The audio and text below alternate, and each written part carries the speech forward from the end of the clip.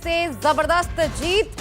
IPL का final मुकाबला RCB ने, डिफेंडिंग चैंपियंस ने अपने नाम कर लिया है। गुजरात को 5 विकेट से इस मैच में शिकस्त दी है आरसीबी ने।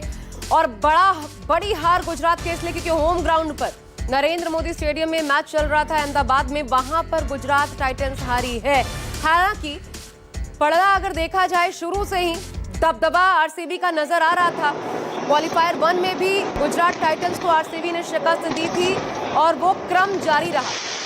हालांकि गुजरात टाइटंस राजस्थान को हराने के बाद क्वालिफायर 2 में फाइनल में प्रवेश करने में कामयाब रही थी, लेकिन देखिए किस्मत ने साथ नहीं दिया और आज गुजरात टाइटंस में कैप्टन गिल समेत कोई भी प्लेयर, कोई भी बैट्समैन नहीं चला। ये हालत हो गई।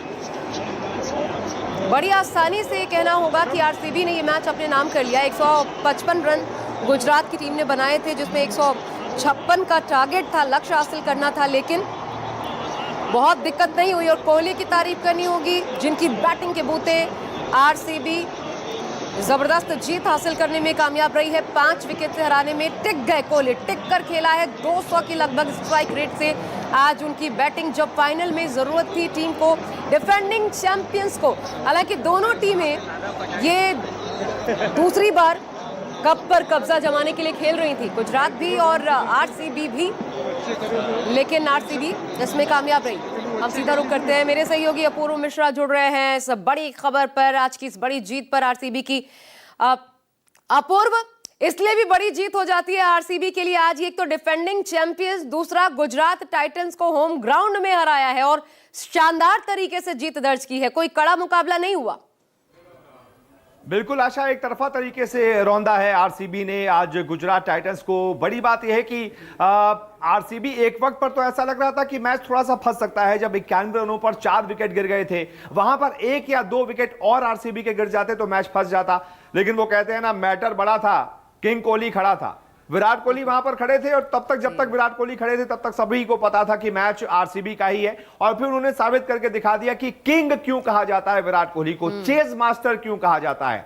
ये जितने भी तमगे विराट कोहली को मिले हुए हैं, आज उन्होंने फिर से साबित करके दिखा दिया कि ऐसे ही उन्हें आईपीएल का किंग, क्रिकेट का किंग या फिर चेज मास्टर नहीं कहा जाता। 75 नाबाद रन बनाकर, 170 से ज्यादा के स्ट्राइक रेट से रन बनाकर इस मैच में आरसीबी को जीत दिलाई। और ऐसा करने वाले, यानी कि आरसीबी लगातार 2 बार चैंपियन बनने वाली अब आईपीएल हिस्ट्री की तीसरी टीम बन गई है। पहली बार ये सीएसके ने किया था, 2010-2011 लगातार 2 सीजन जीते थे।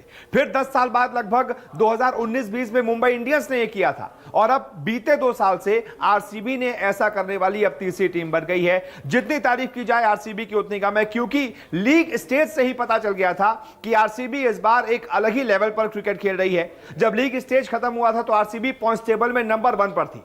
इसी गुजरात टाइटंस के खिलाफ क्वालिफायर 1 खेला था और उसको भी आरसीबी ने एक तरफा तरीके से जीता था। इस पूरे आईपीएल में जो 2 मैच लीग में हुए थे, तब भी गुजरात को आरसीबी ने हराया, फिर क्वालिफायर में भी हराया, और जब फाइनल में सामने गुजरात आती है तब भी उसको आरसीबी हरा देती है। और शुरुआत से ही, मतलब दूसरे तीसरे ओवर से ही ये इस मैच का टोन सेट हो जाता है, जब इस गुजरात टीम के 2 सबसे बड़े बल्लेबाज शुरुआत के 3 ओवर में ही आउट हो जाते हैं, शुभमन गिल और उसके बाद साई सुदर्शन। जितनी तारीफ की जाए हेजलवुड की उतनी कम है। उन्होंने सबसे बड़ा विकेट शुभमन गिल का दूसरे ओवर में ही दिला दिया। उसके बाद भुवनेश्वर कुमार, ऐसे ही नहीं, इस आईपीएल में उन्होंने पर्पल कैप अपने सर पर सजाई हुई थी, उन्होंने साई सुदर्शन का विकेट लिया। आधी गुजरात की टीम वहीं पर खत्म हो गई थी, जो शुरुआत के 3 ओवर में इनके 2 विकेट गिर गए थे। वहां से फिर गुजरात वापसी नहीं कर पाई। 155 रन का स्कोर कुछ नहीं होता है आजकल के फॉर्मेट में, जिससे आरसीबी ने आसानी से चेज कर लिया। लेकिन अपूर्व, थोड़ा ये कहना होगा क्या कि लक बड़ा जबरदस्त रूप से आरसीबी के साथ रहा, क्योंकि मैं एक आंकड़ा देख रही थी, एक टैली, 9 मैचेस दोनों टीमों के बीच होते हैं, 8 वो टीम जीतती है जो कि चेस कर रही होती है, लक्ष्य का पीछा कर रही होती है। और आज रजत पाटीदार जो हैं, उन्होंने टॉस जीता और ये कहा कि हम पहले बॉलिंग करेंगे।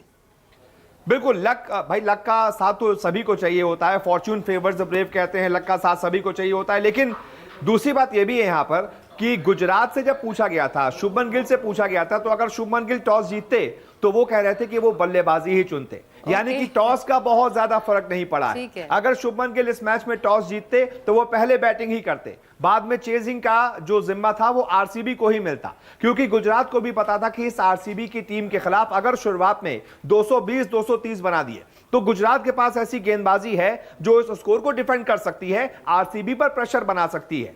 लेकिन उसके लिए आपको 220 230 बनाने पड़ेंगे, सिर्फ बोलने से या सोचने से नहीं बन जाते हैं। सामने भुवनेश्वर कुमार, जॉश हेजलवुड जैसे वर्ल्ड क्लास बॉलर्स हैं, उनके सामने रन बनाने पड़ेंगे, जो कि आज गुजरात नहीं बना पाई, जिसका खामियाजा था कि शुरुआत के 2-3 ओवर में जो विकेट गिर गए, उसके बाद चाहे जितना नीचे तक गुजरात के पास बैटिंग हो वो 155 ही बना पाए, जो कि